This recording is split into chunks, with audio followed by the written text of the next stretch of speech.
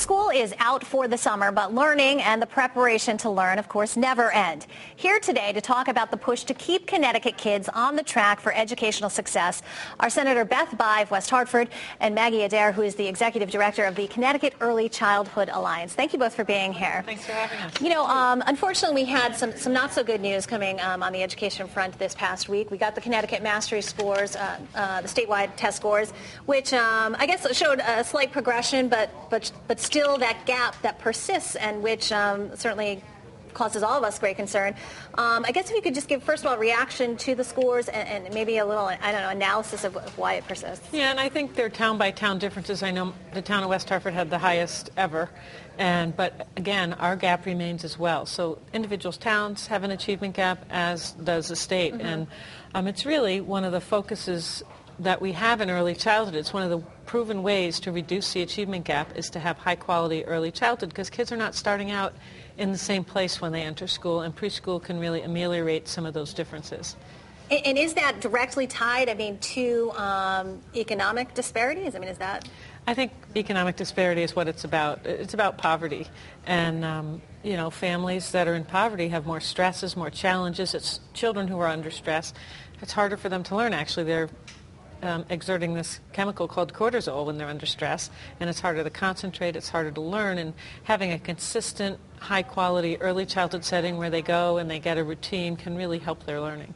So here in Connecticut, is it that we lack the services for children, or is it more, I know that the bill that passed this past session kind of coordinates them all, right? So is it a lack of coordination, or is it a lack of actual services?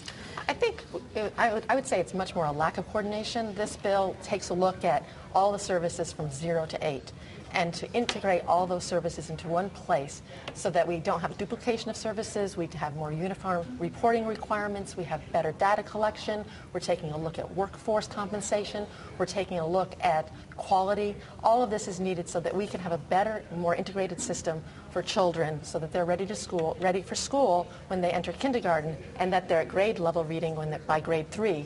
Because all indicators show if you're reading at grade level by grade 3, your chances for success in the future workforce are greatly improved. And is there actual proof or anecdotal proof that the lack of coordination has confused families in getting services in Connecticut? Well, I don't think there's any doubt that it's confused families. You know, I don't have data, but I can tell you that the lack of coordination is what part of why we don't have data. We've spent, I think when I was here last time, I said almost $1 billion, and we don't have data. I'm just back from 2 days at a Bill and Melinda Gates sponsored workshop about data collection and across the span, preschool, elementary, college. We've got to connect the dots, and we've got to figure out what's working and what's not working at a population level. So this bill helps you to do that, and how long will it take for you to kind of get everything on the same page, do you think? Well, the bill calls for a coordinated system by July 1st, 2013.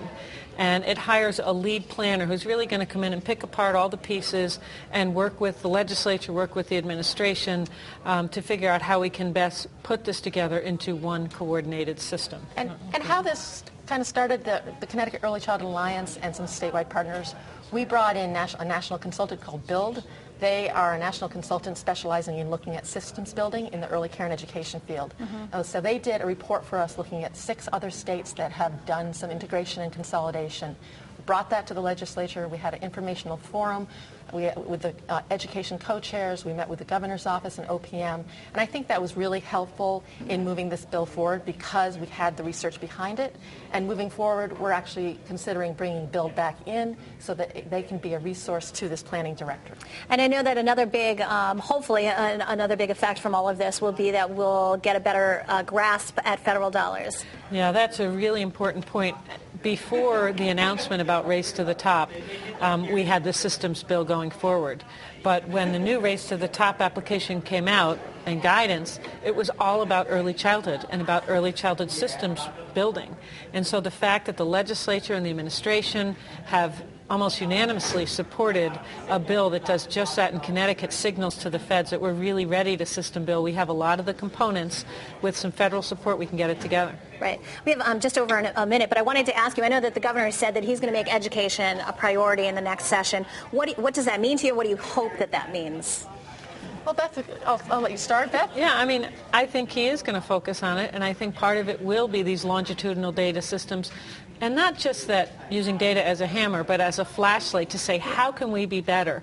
And I'm sure the governor will be very data-driven in his approach. And the governor, as we know, is a champion of early care and education. He's absolutely committed to pre-K as well as 0 to 8. So we think that is obviously will be part of this agenda.